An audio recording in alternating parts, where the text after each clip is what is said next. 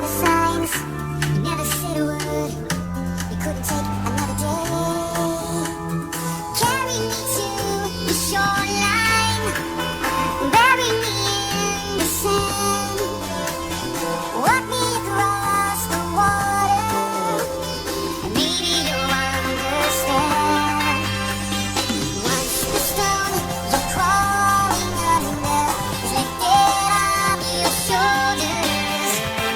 Once the cloud is raining over your head, disappears. The noise that you'll hear is the crashing down of hollow hills.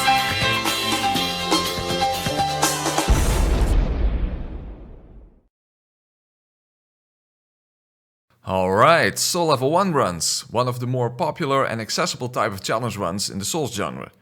But Dark Souls 2 was known for being quite painful due to the agility system.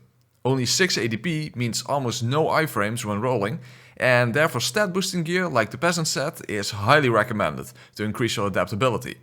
After all, without that, especially with this game's interesting hitboxes, SL1 could be quite an experience. As I would personally know, given that I've done SL1 NG+7 with Broken Straightswords and no stat boosting gear. However, there is something else unique about Dark Souls 2 compared to the others, namely that the game starts before you even create a character. And you start in a unique state which you can only be in before character creation. This character is even lower than level 1 because it has all stats at 1 instead of at 6, meaning soul level minus 44. So here's the question to ask. Can you beat Dark Souls 2 without even creating a character? Well, Sleepmoover discovered a way to skip character creation using some very complicated inputs, and therefore this skip has only been done successfully on PC. Well, regardless, I am on PC now, and I did try to beat Dark Souls 2, not only without creating a character, but also without any form of stat boosting gear, meaning all stats permanently at 1. So, what would be the most effective way of doing that? Well, I'm not sure, but not the way I did it, as you will see, as I put several arbitrary restrictions on myself, and for the most part I improvised my way through it, meaning I did very minimal testing. As a result, I must say that this was definitely one of the most frustrating playthroughs I've done in this game. I mean, when all your stats are gone and you're just 1, it's like darkness is imprisoning me, because all I can see is this absolute hollow. I cannot live, I cannot die, I'm trapped in myself, since I cannot customize my character, making this body my holding cell. Oh, please God wake me. So, let me take you through Dark Souls 2 with all stats at 1. Other than the initial skip, I would not allow myself to use any other skips, glitches or major exploits. Meaning that if I would want the stone ring, I would have to acquire it before skipping the old ladies. So first order of business was to go and wreck Shrek, which takes a while, but fortunately you can bait his butt slam by staying behind him, and in general it is a quite predictable enemy. However, this ring only adds poise to your melee attacks. But with all stats at 1, what was I even supposed to attack with, other than my bare hands? I mean, what is this peculiar starting character even supposed to be? He's Michael Willis, screen name generic white male. I'm just on my way to the beach. Yeah, and I do have to admit that I feel kind of dirty for not playing as my own character, but hopefully she never finds out. Uh-oh. No, this is not what it looks like. No, I can't explain. Well, we obviously have the lowest possible anything, literally. So beating the game like this would be, ironically, one hell of a hollow victory. And no, that's not a dad joke, that's an undead joke. However, there were some surprising observations. First of all, how often in this run I was able to survive an attack despite having the lowest amount of HP. Also, despite numerically only having about 10% less stamina than a Soul Level 1 character, definitely one of the major difficulties in this playthrough was stamina management. And when it comes to iframes, we have about a third less than on a regular Soul Level 1 character. So 99% of the time, practically speaking, we cannot roll through attacks. We can only roll to position ourselves outside of hitboxes altogether. But on top of that, ADP affects any and all item animations, meaning the slowest healing animations, the slowest consumable animations, etc. And when it comes to stats related to weapon requirements, we cannot wield any weapon at all. After all, this game doesn't contain a Storm Brutal type weapon without stat requirements. In fact, even with stat boosting gear, it would require Kill's helmet to even just two-hand a Broken Straightsword. Only the Pyromancy Flame has no stat requirements. But that one has limited use with only one attunement and the lowest possible casting speed.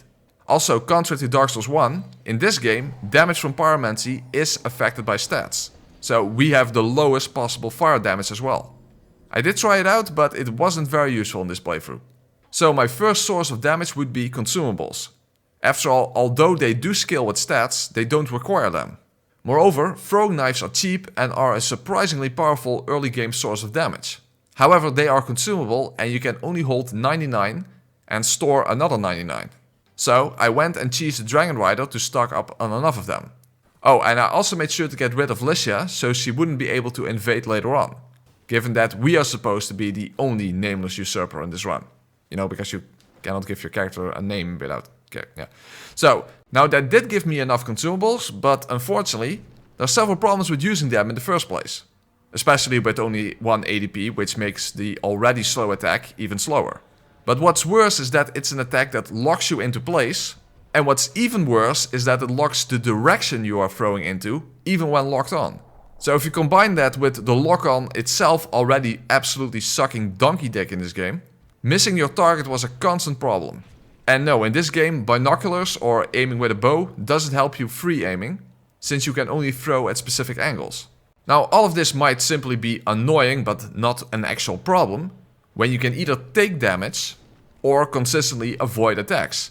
But we have the lowest possible health, the lowest possible stamina, and the lowest possible ADP. So even the last giant gave me trouble. Now fortunately there is one advantage that consumables have, and that's that they don't consume stamina. Because stamina management is already pretty tough on regular SL1, and it's definitely much harder to deal with when you have even less. But having said that, consumables would likely not carry me through the entire game, given that I cannot increase their damage by leveling up. And they also aren't affected by rings. And given that the Pyro Flame isn't even used that much on regular SL1 runs, there was only one other specific item that could not merely serve as a functional weapon, but a very powerful one at that. However, for that item we need to go down the gutter, and with this little health we would need Gilligan's Ladder for that. Which means we have to make our way past Mipha to get him to move to Majula. Now the Skeleton Lords wouldn't be that much of an issue even with all of our limitations. However, getting there was quite a bit more challenging. I cannot lock on to him? From this distance? That is some fuck. Still, what the fuck? Well, this is... I still cannot lock on.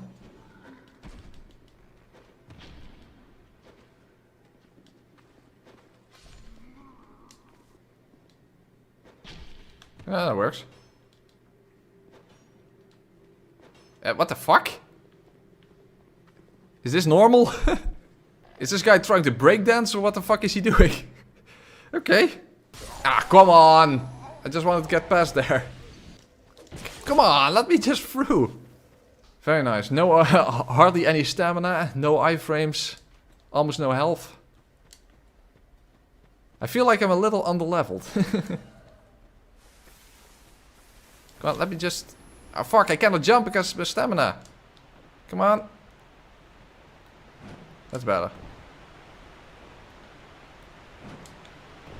Now I'm actually tempted to just go and fight the Skeleton Lords.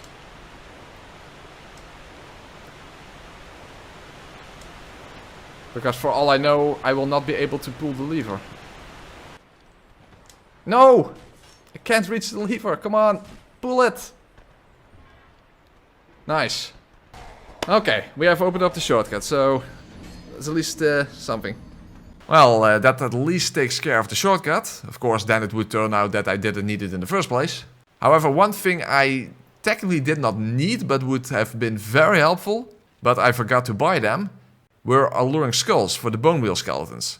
I mean, those are nowhere near as bad as the DS1 versions, but they can still hit multiple times in a fraction of a second. So I made sure that I killed the Lord with the staff first.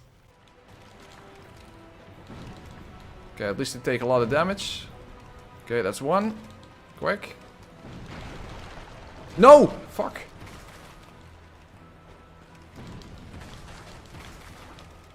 Then it was a matter of patience and throwing firebombs.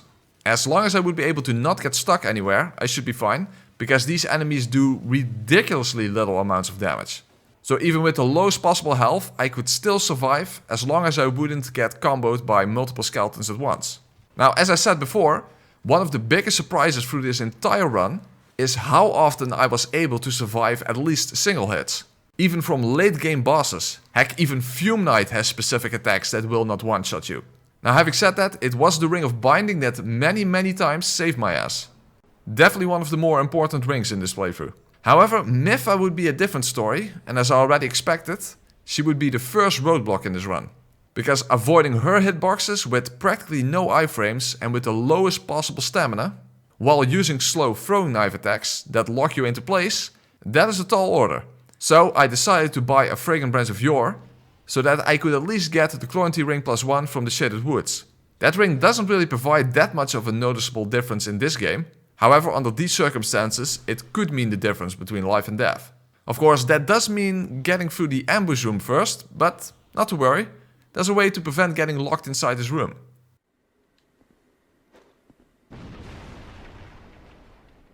Excuse me? What the fuck? I threw a fireball on them and it didn't explode. What? Okay, well then we'll do it without... we'll just try... have to try to survive. Yeah, see? That is so stupid. Why the hell did those barrels not explode? That's not fair. Well, that's one way of getting bent over a barrel. But the point was that if you can make the barrels explode, then the ambush will happen with the door still open. And given that the enemies are designed to stay inside, they will quickly return to that room, meaning you have a sort of safe zone to retreat to if necessary. Also, in the Shaded Woods you can buy lightning urns from the head of Vanguard, given that the majority of bosses in this game are weak to lightning. And of course, there was the Chlorantine Ring +1 inside the chest hidden in the mist. Now, for all I know, maybe there was also Diane Fossey and some gorillas here in the mist, but I didn't stick around to find out. Now, of course, that ring is nice and all, but getting to Mipha is a challenge in and of itself. Mainly because of, well, the mannequins. I guess at this point we can refer to them as proto-revenants.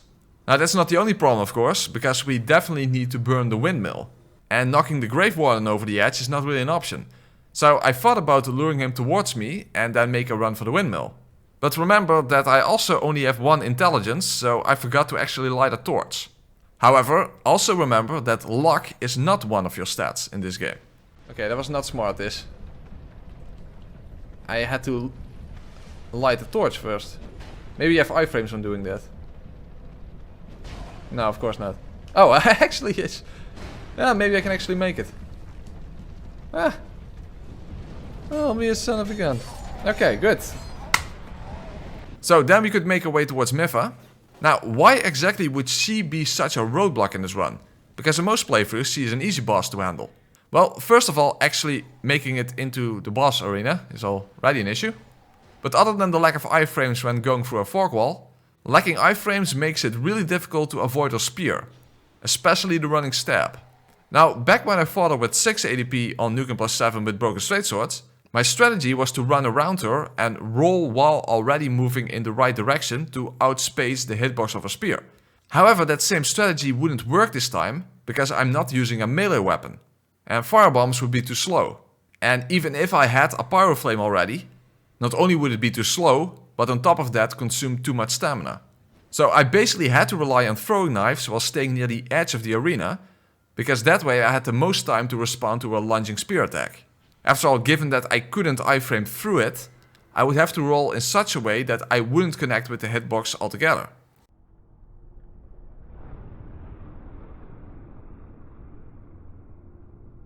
At specific moments you can roll through the spear without the spear actually, you know, without, how do you say that? Without connecting with the hitbox. I've done that already, but that's only in specific, yeah, like this. There you go. You see, iframes were not necessary, as you can see. But it depends on your spacing. See? Oh, that works.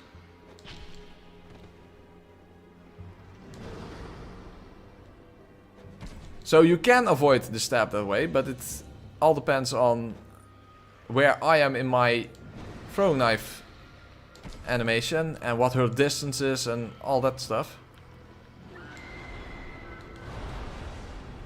On top of that, I would need that distance as well to avoid the projectiles. But the problem is that the throwing knife animation is extremely slow. So if there would be too little distance between me and her, that could mean not having enough time to react to her in the first place. And it would take a lot of throwing knives to take her down. Even more depending on how many times she spends healing inside the poison. But especially because, well, the lock-on, obviously. Now, thank you, lock-on. Thank you, lock-on again.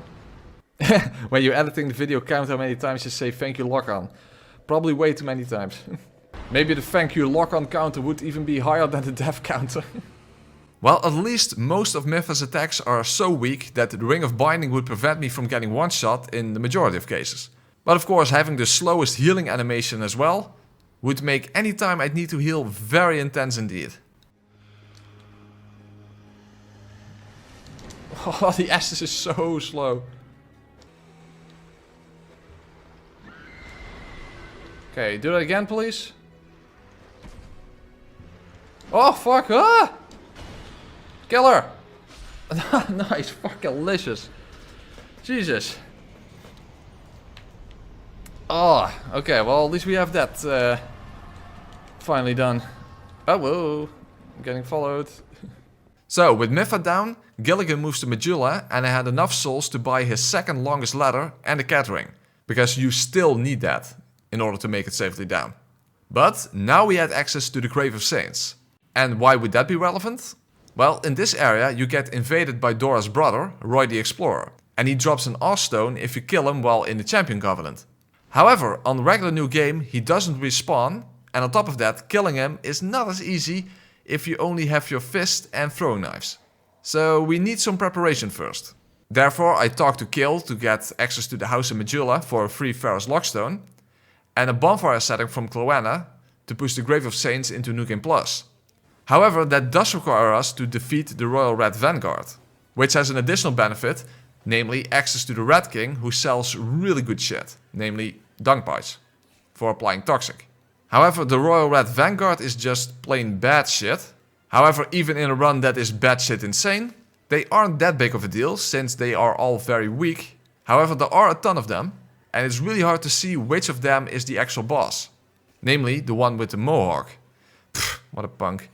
But good luck spotting that, especially with my eyesight. Although that could be worse, but that's something for later. At least this time I did buy the Alluring Skulls from Shalquar. So with a little patience, and yelling a few times for the love of fuck don't get stuck, or at least saying stuff that would bring that sentiment across, I was at least able to make it through this fight. And with the boss defeated, we can now use the bonfire ascetic to make Roy respawn infinitely. And by lowering the bridge using the Ferrous Lockstone, we have a sort of easy-ish way of killing him.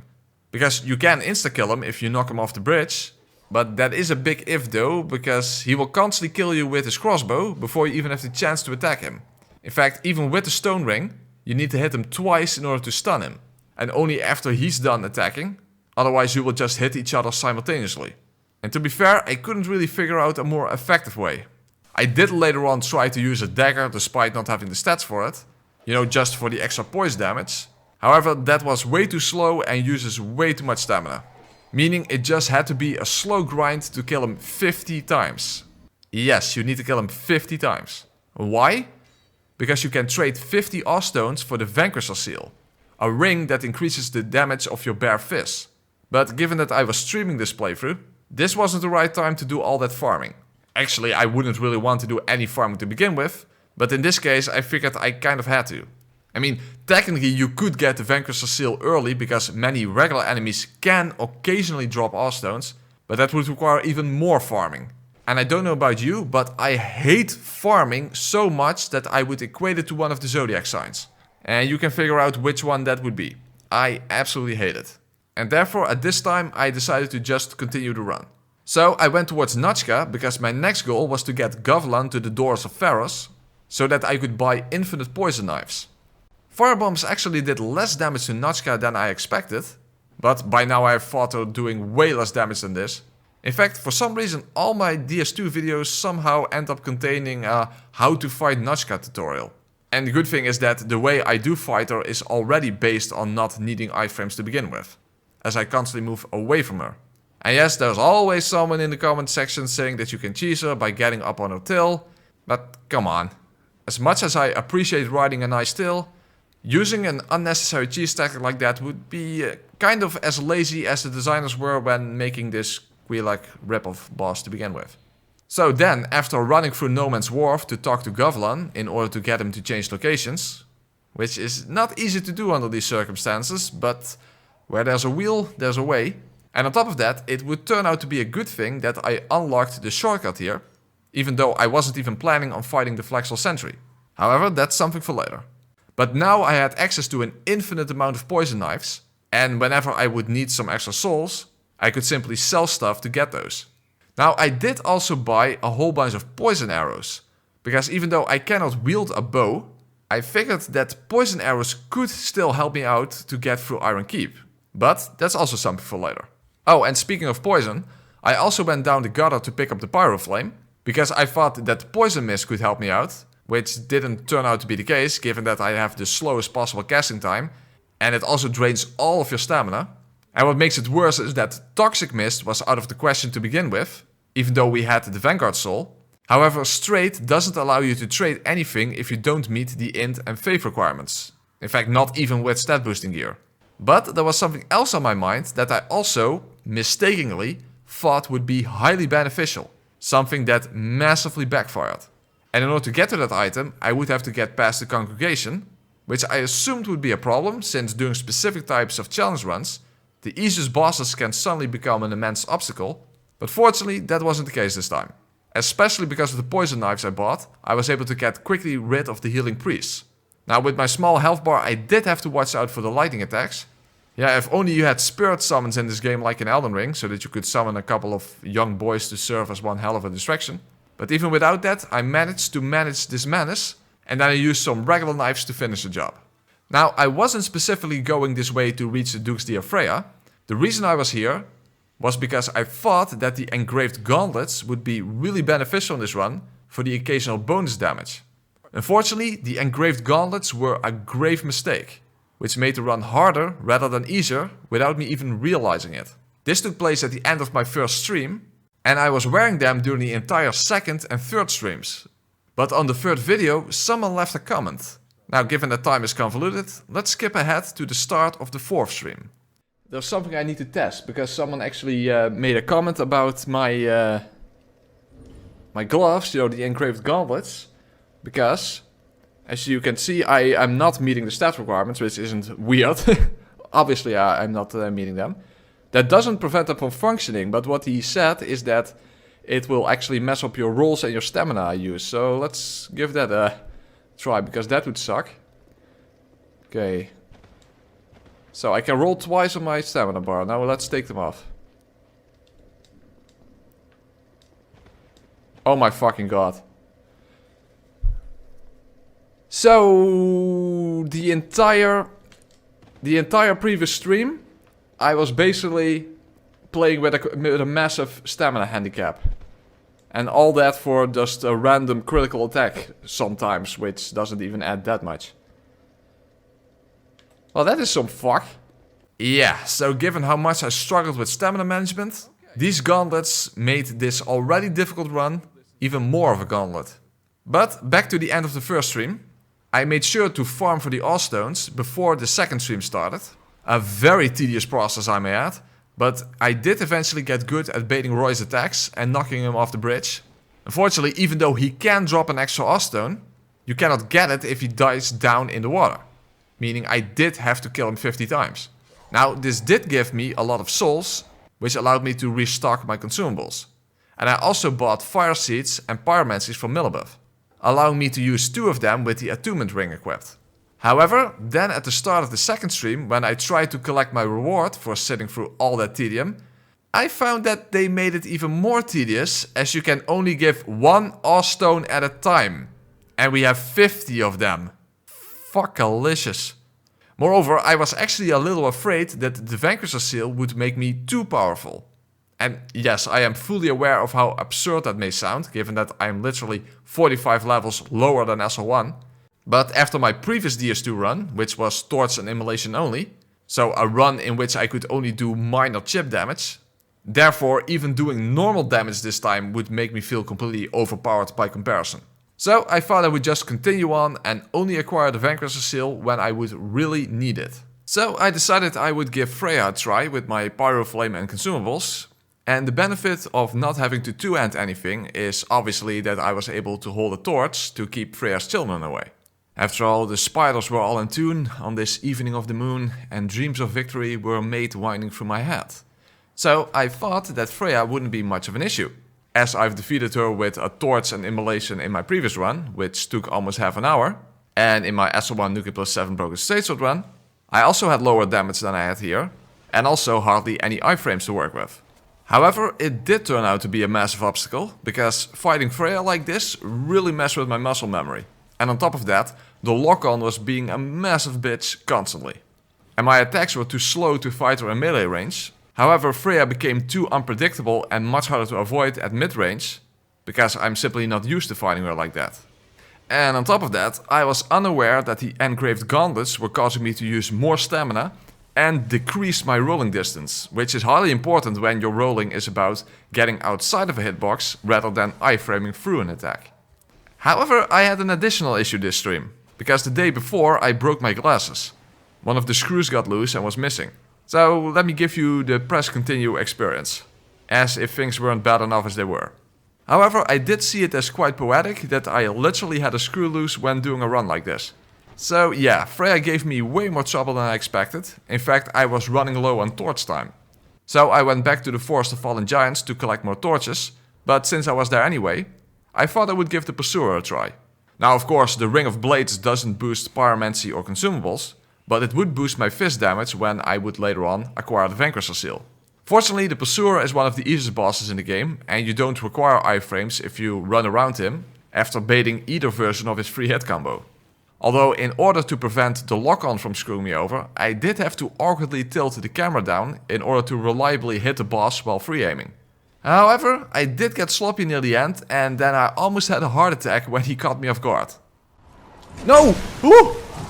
Oh, I survived? What the fuck? Quick, finish it! Oh. Wow! I did not expect to survive that. Okay. Oh, it worked out. Yeah, that was a bit annoying near the end that the firebombs actually they block your vision because the explosion is too big. Yeah, I definitely expected to die there, but they didn't. The rune sandals were a different story, however. Now, one-on-one, I have little trouble dealing with them, even without iframes. The slow throwing animations were a much bigger issue. But fortunately, for some reason, these empty sets of armor are weak to poison.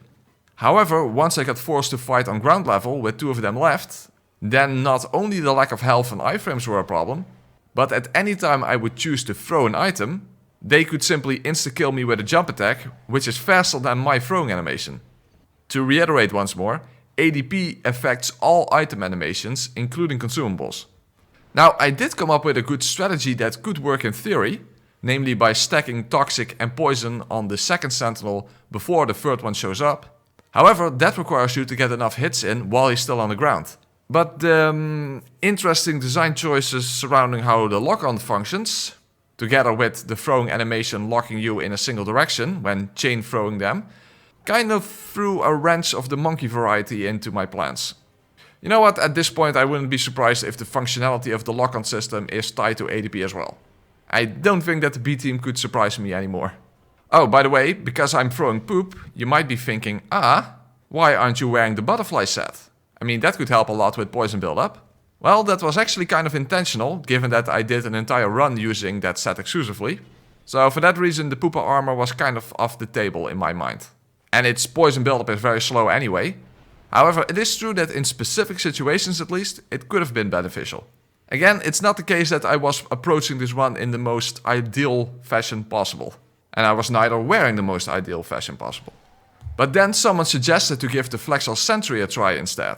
which I normally never do because for whatever reason I never go that route.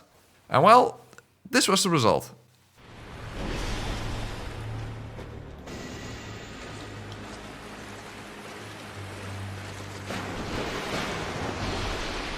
Oh, that was easy. Okay. Did not expect that. Okay, yeah, now. There we go. Flexor Sentry. You don't even need to know what he does. So, now I could make my way towards the Lost Sinner, and to reiterate once more, Straight is useless in this run because he won't let me buy or trade anything with 1 int and faith. However, the Lost Sinner would be the second major roadblock in this playthrough, which you might not expect if you've never fought her with low ADP and low health before, but her attacks are extremely hard to avoid without iframes. And before you think of no roll strats, it's not like we have enough stamina to run around and then do massive damage with a rapier, for example. So basically I had no strategy at all in mind for that fight. At least I was pretty sure that I would have to use the Vanquisher Seal. But before that I gave Freya a few more tries, but when I was getting low on torch time again, and on top of that with the Lost Sinner fight in prospect, I said fuck it and I went through the tedium of trading in my R-stones. And as I already expected, I then easily destroyed Freya first try with the Vanquisher Seal, even while still in the Champion Covenant, as I intentionally hadn't left it as a sort of punishment for more or less giving up. And yes, that is kind of ridiculous and arbitrary, yeah, but that's kind of the nature of being a challenge runner. See what I mean? And that was with the Champion Covenant. That's why I didn't immediately want to go for the Vanquisher Seal. It's just so fucking powerful. 270. And this is without flintering. Here, kidney punch. Now, next up was the Rotten, which is not a hard boss, and you can relatively easily deal with him even without iframes by moving back and forth. However, the real issue here was my small stamina bar. I could only safely get a single running attack in, and his overhead attack with his cleaver is very weird, where he sort of bounces forward, which extends the hitbox. And with 1 ADP, the only attack you can roll through is his almost 360 sideswipe, at least if you roll very precisely. But anything else was instant death. And to reiterate once more, I was unaware that my gauntlets were slowing down my rolls and were increasing my stamina consumption, meaning I was even more at a disadvantage than I already was. Also, what the fuck was this supposed to be? Huh? Really? I couldn't even see that hit me. But with enough patience and some poison knives, yes, the Rotten can be poisoned. Figure that one out. Well, at least he's not an empty set of armor. And his resistance to poison is actually quite high. And by literally getting rid of the terrible cleaver overhead attack, I was in fact able to make it through. Looks like he's been disarmed. I get it! Shut it, Nappa.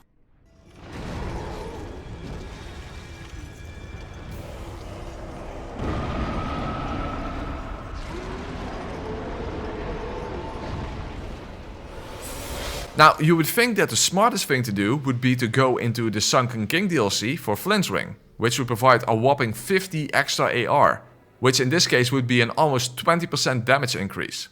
But for completely arbitrary reasons I decided to not get Flint's Ring, because I felt like I was getting a bit too overpowered already with the Vanquisher Seal. So adding Flint's Ring to that would mean slapping enemies around with massive OPness, so I wanted to keep my power level a bit flaccid. I mean lower. Wait, what? Also, nothing to worry about, because now the only thing we had to do was to traverse Iron Keep. With the lowest possible amount of iframes, health, stamina, and without stats to wield a bow. Huh. Well, surprisingly, we could actually survive a single attack from the SL1 Knights. And in turn, they are weak to strike damage. However, that did not mean we could just take them on, because no way I would be able to dodge their attacks with any consistency. And a second hit would immediately put me back at the bonfire. And given that I was planning to skip Smelter Demon for obvious reasons, that would be one hell of a long trip. Now, fortunately, Fence or Sharon can be cheesed with poison knives around the staircase, but Dennis would be much more of a menace with his range attacks. However, if I would be able to make it through this area without dying, then I wouldn't have to worry about dealing with him in the first place. Unfortunately, that's kind of a tall order. Now my idea was to rely on poison arrows, since you can still use a bow even without the required stats, simply for massively reduced damage. But poison buildup, although very much reduced, is not completely removed. Unfortunately, although it could work in principle, I simply wasn't able to build up that little bit of poison fast enough for it to proc. And again, you cannot aim consumables by aiming with a bow like you can in the other games. So this was a very slow, very tedious, and very scary, and therefore very sweaty butt crack type of experience. You could have imagined the rage I would have felt if Forlorn would have happened to invade. Or even worse, if it turned out that I didn't have any Ferrous Lockstones in my inventory when finally getting here. Regardless, eventually I did make it to the next bonfire. Well, so far so good, but because of video game logic, we cannot just climb up this easily climbable wall, so we have to go all the way around Belfry's Soul. But you know, that shouldn't be an issue, right?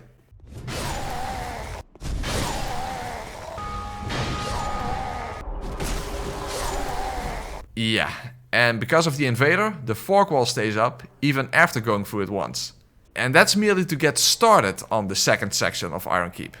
I guess that's why it's called Iron Keep, because you need an iron will just to keep going. So, again, slowly, painstakingly, luring enemies over one by one, and making use of the clear path behind me, apart from the fire of course, and some tactical use of poison and the environment, I finally made it all the way through. Yeah, you would really have to watch the actual stream to get a sense of the tedium here. But fortunately, the Iron King is not much of a finale to this very difficult area, as he is basically just way too easy. However, given that I don't have the iframes necessary to dodge through his hands, and especially not his fireballs, so I thought I would use a similar strat like when I fought him with a torch in my Human Torch run, by retreating to the fork wall. However, I forgot that he actually can still reach you there when he does the lower version of the fire breath. Now, fortunately, when you enter the boss arena for the second time, the boss spawns on the left side, meaning that you can use the wall on the right as a cover for anything but a laser. So by stacking Toxic and doing massive damage with the Vanquisher Seal, so as you can see, not getting flinching is not completely arbitrary. However, having said that, after taking possession of the third Great Soul, the fourth one would pose an immense problem. And actually, even in hindsight, I cannot think of an actual solid strategy for how I could have dealt with the Lost Sinner. By the way, if you wonder why she's called the Lost Sinner, well, originally it was actually the Forgotten Sinner, but that was lost in translation. But when it comes to the fight, I quickly decided that I would need to go back to the Rune Sentinels so I could get the key to light the fires in the room. Because, yeah, I simply couldn't see anything. And on top of that, the darkness messes with the lock-on. That already isn't all that functional. However, as you might have expected, now with the Vanquisher Seal, I ruined the Sentinels. In fact, it went from very hard to very easy. So why doesn't the same thing apply to the Lost Sinner? I mean, normally she's not difficult at all, even during most challenge runs. Well, have you ever fought her without iframes at low health and at low stamina? Because I guess the true sinner here is whoever designed her hitboxes. Especially her running stab attack, which is almost unavoidable under these circumstances. If you dodge early, the tracking will get you. If you dodge late, then you're still inside of the hitbox that, as you would expect, is actually larger than the sword itself. And good luck dodging her side swipes without iframes. Meaning that I would somehow have to avoid her hitboxes altogether, with the smallest possible stamina bar. And remember that I was still unknowingly using more stamina and shortening my roll distance because of the engraved gauntlets. So I must say that I became pretty desperate given that I wasn't making any progress and couldn't think of any strategy to deal with her hitboxes. In fact, I even tried parrying, which you still can do, even without meeting the stat requirements. But the boss recovers so quickly that not only I wouldn't get an opportunity to attack, it actually left me quite vulnerable. So, how did I manage to get through it? That's actually kind of hard to explain. I guess sometimes when you get beaten down so much, you enter a phase where mind and controller just blend together, like Ultra Instinct or that scene from Kickboxer 2. Sometimes when you're blind, times seem darkest, you can often see more clearly. Whoa!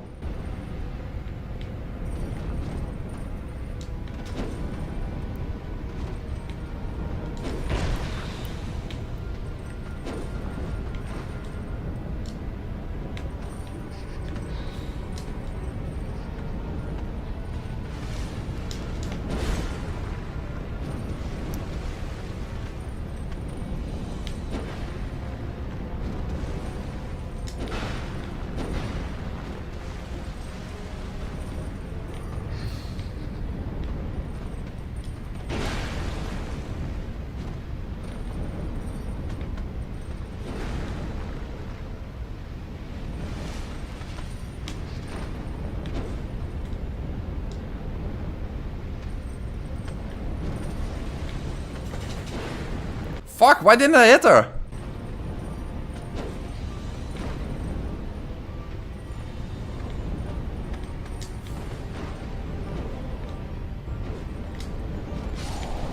Oh. Well, there you go. That's also a way to do it. I did it. Nothing changed and suddenly I beat her. I've no... Okay. I can't even really explain how I did that. Well, that's going to be nice in the video when I have to explain like what the strategy was. I don't know. I just avoided her for some reason. I guess this is just suddenly out of for no reason getting good or something. I don't know. Well, there you go. That's pretty nice. I have no idea how I did that, but I'm sure as hell glad that I did. Because now we have access to Drangleic Castle, meaning only one more boss fight would stand in the way of arguably one of the best rings in the game. Well, other than Flink's ring, I suppose. Oh, and the Red Tearstone ring, which I also arbitrarily chose to not pick up. And that boss fight is of course the double dragon riders Bimmy and Jimmy. Now, in theory, this fight should have been no problem since I could use my usual strategy, which is to bait Jimmy to knock Bimmy down, and then run back and forth to bait and avoid Bimmy's arrows, and then take him out before he can take out his halberd. Of course, that is all in theory. In practice, with my low health, stamina, and pretty much absence of iframes, this pretty much required some favorable RNG, which I wasn't really getting because Jimmy didn't want to play along. So eventually I chose to just get Bimmy down myself by shooting him with an arrow from the fork wall. But then I did get the RNG I needed, so then it was simply a matter of fisting Jimmy up the butt, because he cannot protect his own ass. Well, neither can we, but after this fight we get a ring that will help us with that. So yeah, I would have to be a real dumb dick to get greedy right at the end. Hey, I got greedy! Come on! Fuckalicious! I got greedy and he jumped away. Jesus motherfucker. That was stupid. Oh, I guess I kinda deserved that one. That was really dumb. That's better. Okay. Jesus, that took way longer than necessary, I feel, but okay. It's what it is. Yeah, alright then. So, as I said, now it's time to collect one of the best rings in the game. Well, other than the one that's literally my weapon. You know, and Flint's ring and RTSR, but this one is arguably even better depending on the circumstances. Especially in the upcoming sections of the game. But in order to obtain it, we must slay a horse that is inside of the castle hall for some reason. Kind of a peculiar design choice. Well, actually as a Dutch person, and specifically one from the south, it's not even that unusual. As we like to sing during carnival, er staat een paard in de gang. Okay, maybe 99.99% of people watching this have no idea what that was in reference to. But what you all probably can relate to is that the hitbox is when the horse rears itself up. And the one from his breath attack going right through pillars and walls, that is a bunch of horse manure. However, that did give me the inspiration to try to use that to my advantage. The manure, I mean, not the hitbox issues. Because this enemy cannot enter the little hallway of the castle hall leading to the door of the castle hall. Come to think of it, this isn't even a castle hall. But anyway, in theory, you can throw poison knives and poop from this location. However, I guess he remembered that he was designed to be in the Executioner Chariot boss arena, and not in this random place. Because in response he started racing like crazy. So yeah, it did take quite a while. But as a reward for defeating this enemy, we get Gower's Ring of Protection. A butt cover that can literally save your ass, while cuddling you at the same time. Yeah, it's still not better than Via, but at least we don't have to pay any snuggle tax. Well, in the sense we do, we just need a lot of repair powders. And another downside is that it's very heavy for a character with only 1 vitality. But it could prove to be invaluable to survive Shrine of Amana and the road towards the Ancient Dragon, but especially the Throne Wanker and Throne Defecator, which would be the biggest obstacle in this entire playthrough. However, first up was the Mirror Knight, and he was giving me some trouble. My damage output was definitely high enough, and a lot of attacks can be avoided by sticking behind his right leg.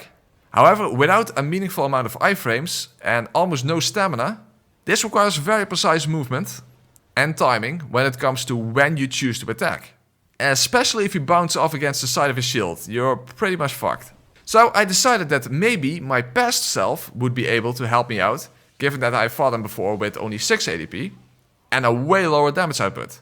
So I watched my Soul Level 1 NG+7 Broken Straightsword run back, but well, if I had a time machine and could visit my past self, okay, maybe that's a little too far back into the past, but if I could, I would have to wave my finger disapprovingly and tell myself that I'm not angry, but I am disappointed. Because in that video, I explained nothing about how to actually avoid Mirror Knight's attacks. I mean, you see me do it, but I don't explain what I'm doing. Now, I am giving helpful advice regarding the invader, but not in regards to the Mirror Knight himself. So I did have to dislike my old video and post a negative comment. I mean, in all fairness, I did have it coming. So, what about poison? Well, actually, this would have been one of the fights where the butterfly set would have been very helpful. But as I said before, I simply chose not to use it.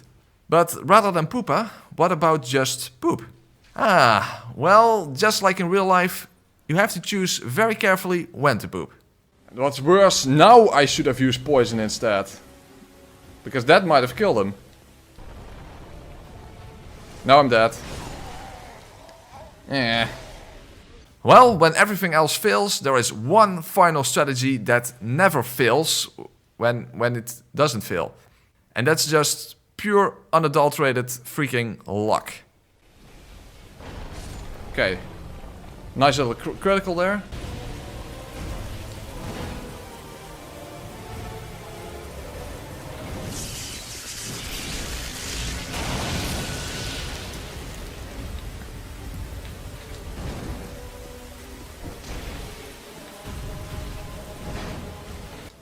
Oh, come on! Seriously? That was some fuck right there.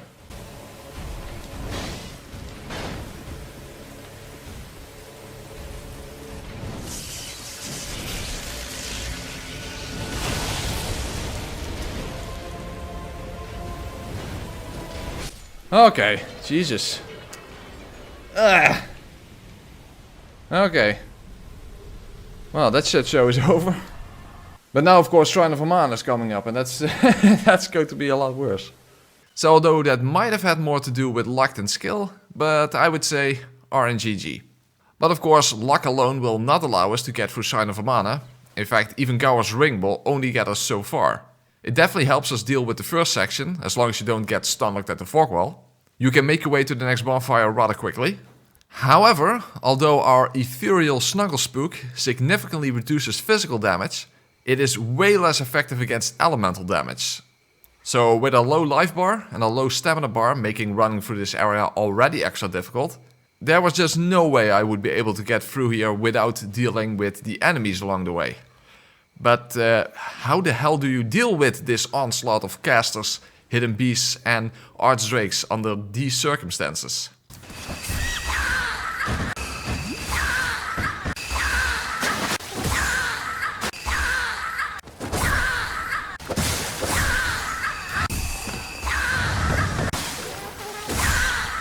Not very well. That's how you deal with them. Not very well. Now, normally you could easily, well, relatively easily, make your way through here with a bow. But given that we don't have the stats for one, even after upgrading it, the damage was absolutely abysmal.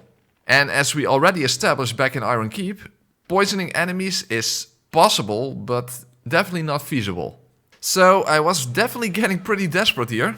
Especially because eventually you will have to deal with the archdrakes. And as you probably already know, these enemies cheat in several ways. Like how they can block and attack at the same time, like spear hollows can, even though they neither have the weapon for it, nor does the animation show them blocking to begin with. And on top of that, just plain Dark Souls 2 style bullshit can happen as well. These enemies are unfair as fuck, but if I can get a backstab... Oh, huh? If I... Come on, what the fuck, Dark Souls 2? I was right behind him. I was right behind him. And the game is like, no, it's not a backstab. Fuck you. Why the fuck was that not a backstab? Oh my fucking god, shit, fucking fuck up the fucking fuck. So eventually I saw no other option than to make use of another DS2 exclusive mechanic. Namely, killing enemies enough times that they no longer respawn. And yes, that was fucking tedious with a capital fuck. However, then there were still the final archdrakes near the fork wall. I wouldn't be able to kill them one by one, since 3 of them will get aggroed all at once. Fuck, this is not good. That's bad RNG. That is bad RNG. Fuck, no! This sucks. No! No! Quick, please! Oh, quick, move! Move! Oh my fucking god. Oh. Roy's resting place. Roy's resting place, that's beneath the bridge. Beneath the bridge down where we have to farm all the Osterhunts. That's Roy's resting place. We made it through. We actually made it through. Well, I am sure as hell never going to do that again. And I'm actually questioning why I ever did it in the first place. Well, we challenge runners are modern day gladiators. We suffer for your entertainment. But at least the next section is more straightforward. Throwing knives were actually very functional here. And you can avoid the other archdrakes by moving along the left side. The only danger would be getting shot at the back, but despite Gower's Ring not being very effective against magic damage, it would at least prevent me from getting one shot. But finally, after all of that, we made it to Kermit the Cancer. Ironically, the easiest part of this entire area. However, there is something you need to watch out for in this fight when you have this little health, and that is some uncommon attacks, and that is precisely what happened here. Sometimes Kermit does a sudden jump forward, which is why I made sure I still had the Snuggle Spook on my back, because it's a giant, fast-moving and therefore unavoidable hitbox. But this way you can let Gower's Ring take the hit instead.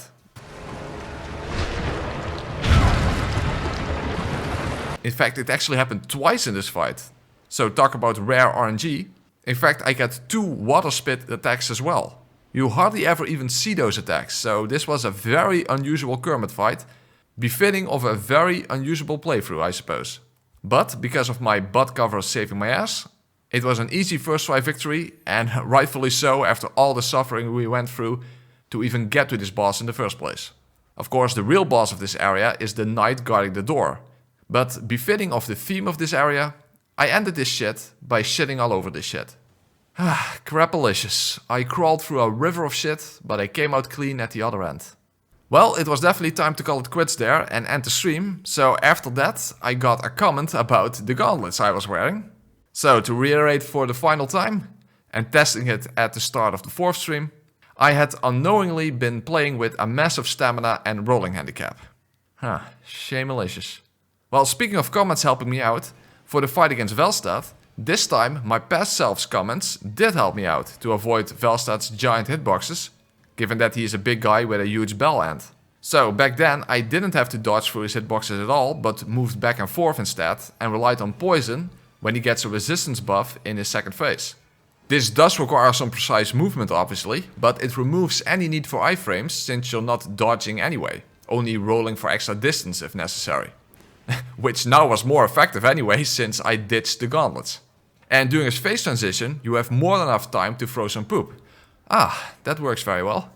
As poison and toxic do a steady amount of damage regardless of his resistances. And the added benefit of moving back and forth is that when you create distance, he is likely to do his projectile attack, which you can punish by running around him and attack him from behind. So only on the second attempt I was able to turn Velstad into Veldstad. You know, like enemy Veld in Elden Ring. Yeah. Well, speaking of rings, now I had access to the King's Ring, but instead of going to Aldia's Keep, I decided to deal with the biggest obstacle of the entire playthrough first. Well, actually no. Before that, I decided that it was about time to do the closest thing possible to not make me feel dirty for not playing as my own character. So in the total absence of character customization, I decided to turn this generic boy, this regular Tom, into a tomboy. Yeah, it's the best I could do. Well, we spent most of the run as a decaying zombie or covered up anyway. And speaking of going hollow, now there's time for the part of the playthrough that I dreaded the most. One of the worst boss fights in From Software history. I mean, we have experienced recently how From Software can fuck up their dual boss fights with the Foreskin duo in Elden Ring. But I suppose that this game had the Beforeskin duo. And what is it like to fight them under these specific circumstances? Well, kind of like experiencing Armageddon up the dickhole. So I quickly decided to do Aldia's Keep and Giant Lord first. By the way, you might wonder what would happen if you equip an item that actually lowers one of your stats. Like the ladle, for example, which lowers your dexterity. And the answer is nothing. It cannot go lower than 1. Which I guess is a good thing, because imagine that lowering your vigor would automatically kill you. Then merely wearing the Sunken King crown would basically softlock the game. Of course, not that the game was ever meant to be played like this anyway, but you know. Now, fortunately, Guardian Dragon wasn't that much of an obstacle, because he has very low poop resistance. Only 3 dung pies required to shit all over his life bar. Especially handy when he's up in the air taking passive damage while he's out of your reach. Speaking of being out of reach, I didn't want to spend too much time in the vicinity of his giant hitboxes around his feet, so I was staying at a distance waiting for a safe opportunity, and then I actually got caught in his fire breath. I'm not even sure if that ever happened to me before. In fact, does anyone even remember that he has a version of that attack that goes sideways as well? But when I was able to safely get in between his legs, I could do massive damage to him. Now, even though the Guardian Dragon wasn't that much of a problem, merely getting to the Ancient Dragon certainly was, with everything chasing me. Especially because the B team was friendly enough to put a freaking door along the way. And Gower's Ring can only take so much, and every time it breaks you have to get it repaired again for a very steep price. And what's worse is that it only protects you from the back, but the final enemies are in front of you. And remember that Gower's Ring is very heavy and I only have 1 vitality, on top of 1 stamina, 1 vigor and 1 ADP. So if you wonder if I would even consider fighting the Ancient Dragon on this playthrough, meaning each time you die you have to do this run back again, including going through a fog wall that doesn't provide any iframes when going through it, I have 3 separate yet not mutually exclusive answers for you. No, fucking, and way. Ironically, merely getting to the Giant Lord was an obstacle as well. Not so much avoiding the fireballs and enemies, that's the same as in any playthrough, but it's the initial overhead attack he does with his sword, because you cannot iframe through it. And because it actually shoots a shockwave across the ground, merely moving back isn't enough. You need to go around the shockwave while timing it with the incoming fireballs from the left side of the screen. But when you make it to the boss, you've practically already won. Unless the camera makes it too hard to see whether he slashes in front or behind him. Or if he does his very rare stab attack, which has the most absurd hitbox ever. Didn't happen here, but it did happen back in my Broken Straightsword run. So if you need a reminder, that's for anyone who denies that Dark Souls 2 has some ridiculously broken hitboxes. Because yes, there are actually people who deny that. Now, speaking of things that are ridiculously broken and that become an immense obstacle during specific types of challenge runs, now we could no longer avoid having to fight the Beforeskin duo. How in the ever-living fuck would I ever be able to get past these guys under these circumstances? Because it's an accumulation of flaws and limitations that you have to deal with. Independently acting AIs with no way to separate them, I mean even the Foreskin duo at least has pillars in the room. Relentless combos that I neither have the iframes for, nor the stamina to roll enough times in the first place.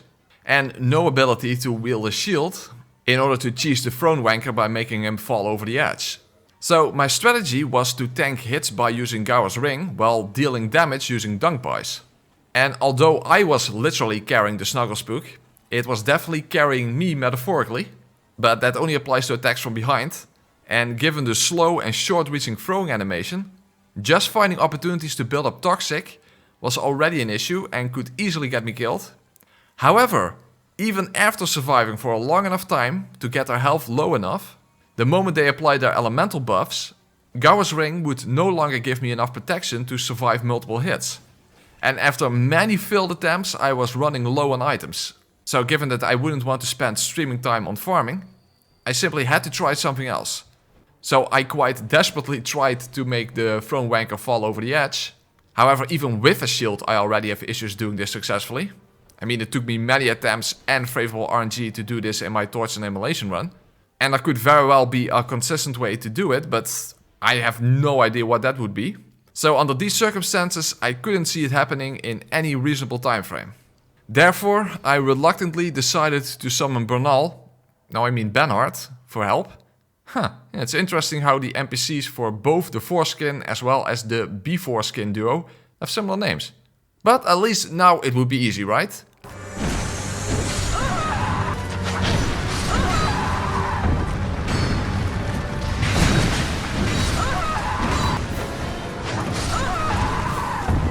Actually no. It was still a massive pain in the uncircumcised dick. So, after that ginormous shit show, all that was standing in between us and completing the game with all stats at 1 was the queen herself. Although she's ironically one of the easier fights in the game, if you ask me. However, the curse orbs are a problem with this low amount of health, but you can destroy them or even lure away from them, depending on RNG. However, due to my lack of iframes and stamina, I would only be able to safely get a single hit in unless she does the laser attack. So I wanted to supplement my damage with some dung pies. However, she is pretty resistant to poop. That doesn't even do that much damage. So yeah, it basically all came down to patience. Especially because she wasn't really giving me the best RNG. So I suppose that at least made it a bit less of an anticlimactic fight. And that was any percent down without Flint's Ring, Red Tearstone Ring, or even the Ring of Blades +1. Now initially I wanted to end the run there, and can you really blame me? But especially because it has been literal years since I did the Sunken King and Ivory King DLCs, since they were never included in any of the videos I made. However, there was still some time left on the stream, so I wanted to see how much of a pain it would be to get to Fume Knight in the first place, and then I could decide whether or not I would at least want to include him as the final challenge of this run. Of course, getting all the way to the bottom of the tower in the first place was quite a challenge in and of itself. Well, at least it turned out that the cat ring did reduce enough damage for some little shortcuts. Well, depending on how you fall down, of course. But pulling the switches was even worse than on a regular SL1 run. Because normally I could slowly get rid of at least most of the knights by using a bow with poison arrows. Which was an option this time, and I wouldn't be able to hit them with poison knives from a safe position. Now it actually turns out that for some reason the regular Ashen Knights are drawn to alluring skulls. In all honesty, all these years I've never known about that. And that's actually not that strange given that other types of knights do not respond to those. I mean, you cannot use them to get through Iron Keep, for example. But apparently these knights, for whatever reason, are schulosexuals who have a boner for the allure of alluring skulls. However, the massive chat in front of the giant gate is just too alpha to even care. So ultimately, the strategy here was once more just trying until you get lucky. And of course hoping that Dark Souls 2 excellent design doesn't get you killed. What? He hit me through the thing? That was stupid. Well, at least sometimes the environment is in fact designed to help you kill enemies rather than merely for getting you killed. So slowly, but not necessarily steadily, I made my way further down the tower. And after many deaths, I finally arrived at Fume Knight to die many more times. I did try out my initial damage, but especially because I kind of forgot how to fight him without relying on iframes, since I last did that over a year ago, I decided to come back to this later. So on the 5th and final stream, I first went to collect Flint's Ring for a quite significant damage boost of 50 extra AR, meaning that my attack power was at least sufficient enough. However, actually surviving against Fume Knight with all of your stats at 1 is definitely not wonderful. In fact, it took me 2.5 hours of attempts to get it done, despite my damage output. Fortunately, just like with Velstad, looking back at my Broken Straightsword video for this fight was actually helpful. In fact, if you want a detailed breakdown of how to deal with Fume Knight's attacks at low ADP, I recommend that you watch that video, because under these circumstances it's obviously not about iframing through his attacks, but about positioning yourself outside of his hitboxes. But having said that, as failing for 2.5 hours demonstrates, even if you know how to do it in principle, doesn't mean that it's easy to execute. In fact, there doesn't really seem to be a consistent way of getting it done under these circumstances, simply because Fume Knight's hitboxes are not all that consistent to begin with. Fortunately, they are not merely broken in his advantage, but also in your advantage. As I pointed out in the Broken Straightsword video, as well as I did multiple times live on stream, especially in Fume's second phase, if you dodge to the right, you will often visually connect with the sword, but not take a hit. Emphasis on often, because there were also times where I inexplicably would suddenly take a hit.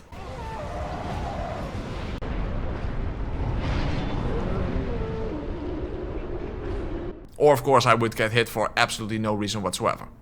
But the biggest danger by far are his fireballs, because you cannot roll through them, meaning that if you don't have enough space to move in between them, or are close to a wall when he does it, you're pretty much completely fucked. So after dying repeatedly to bullshit, I was actually fuming more than he was. Again, it's like it's on a timer. Or as I said, like a die. You die because of a die. It's so random. It's just suddenly for no discernible reason you get hit. And therefore I have no idea how to prevent that, because it's, as far as I can tell, it's random, but I don't know what the variable is. But hey, I made it this far as an absolute hollow, so I couldn't give up, because I wanted to achieve an absolute hollow victory. They're too feet obsessed and that kind of stuff, but still, despite that, still a great community.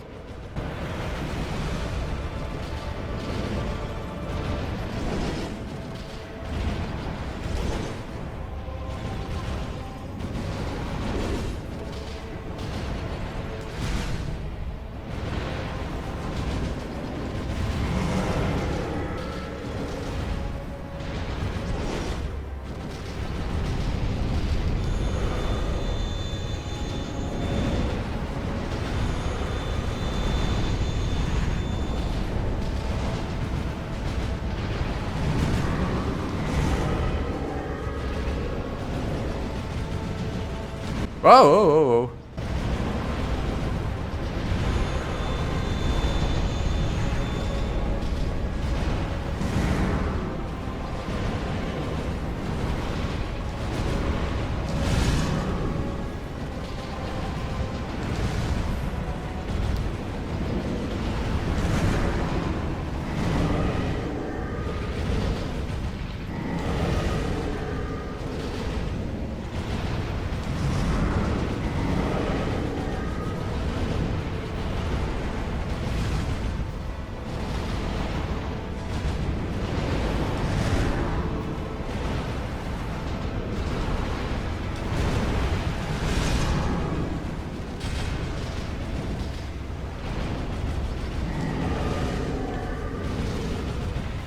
No!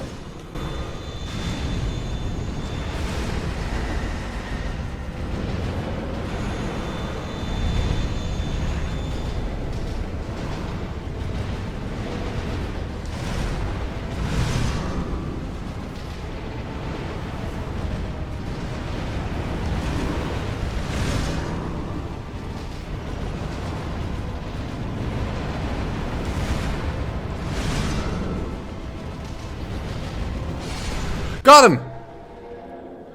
Ooh, that was that was clutch on near the end. I thought I would get greedy. If that didn't kill him, I would have died myself. Whew. Well, easy. That was not easy. That was not easy. Yeah. That was not easy. That was quite rough. That was quite rough. Yeah, like a basic, thank you. God damn it, Jesus. Ugh.